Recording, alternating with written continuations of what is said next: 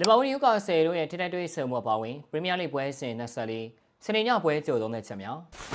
ပရီးမီးယားလောင်းဝဲမင်္ဂလာပါများကျွန်တော်ရဲ့ GB1 ဘောလုံး channel လေးကနေအားလုံးကိုပြန်လည်ကြိုလိုက်ပါရစေဒီနေ့မှာတော့ပရီးမီးယားလိပွဲစဉ်24ရဲ့စနေညပွဲစဉ်တွေကမှအကောင်းဆုံးပွဲစဉ်တွေကိုပွဲကြိုသုံးသက်တင်ဆက်ပေးသွားမှာပါဒီပွဲစဉ်တွေကတော့လေးနိုင်တဲ့အာဆင်နယ်ချဲလ်ဆီနဲ့ဝက်ဆမ်လီဗာပူးနဲ့နျူကာဆယ်တဲ့ပွဲစဉ်တွေပဲဖြစ်ပါတယ်လေးနိုင်တဲ့အာဆင်နယ်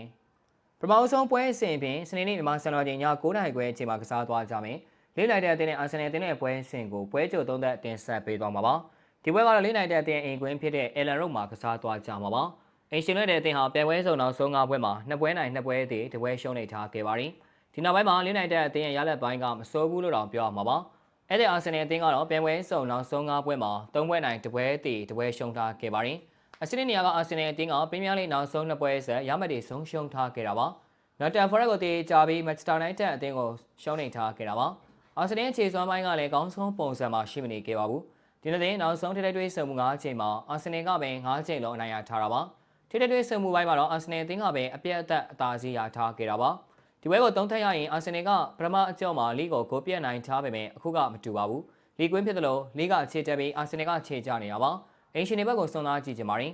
ခမန်းရလက်လီ2-2အာဆင်နယ်ချဲလ်ဆီဝက်ဆမ်ဒုတိယပွဲစဉ်ပြင်တွင်းနေမြန်မာစံတော်ချိန်မနက်7:00နာရီတိတိမှာကစားသွားကြမယ်ချဲလ်ဆီအသင်းနဲ့ဝက်ဆမ်အသင်းတို့ရဲ့ပွဲစဉ်ကိုသုံးသက်တင်ဆက်ပေးသွားမှာပါ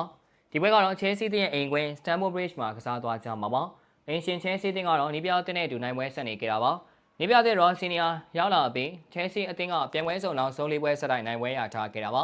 ရလက်ပိုင်းရောစိတ်သက်ပိုင်းရောချဲလ်ဆီကအမြင့်ဆုံးပါအဲ့တဲ့ဝက်ဆမ်အသင်းကလည်းပြိုင်ပွဲစုံနောက်ဆုံး၃ပွဲဆက်နိုင်ပြီးပုံစံကောင်းပြန်ရထားခဲ့ပါတယ်ဒီနေ့ရဲ့နောက်ဆုံးထိတိုက်တွေ့ဆုံမှု9ချိန်မှာတော့ချဲလ်ဆီက4ချိန်ထိနိုင်ပြီးဝက်ဆမ်က1ချိန်နိုင်ထားခဲ့ပါတယ်။ဒီပွဲကိုသုံးသပ်ရရင်ချဲလ်ဆီရောဝက်ဆမ်ရောကဒီနောက်ပိုင်းခြေစွမ်းကောင်းနေတာပါ။ဒီပွဲကအတော်လေးပြန်ဆန်မှုပြင်းထန်နေဖို့ရှိပြီးတေးကြသွားနိုင်ပါတယ်။အနိုင်ဆိုရင်တော့အင်ရှင်ချဲလ်ဆီကိုပိုကြိုက်မိပါတယ်။ခမရလည်းချဲလ်ဆီ1-0ဝက်ဆမ်လီဗာပူးကာဆယ်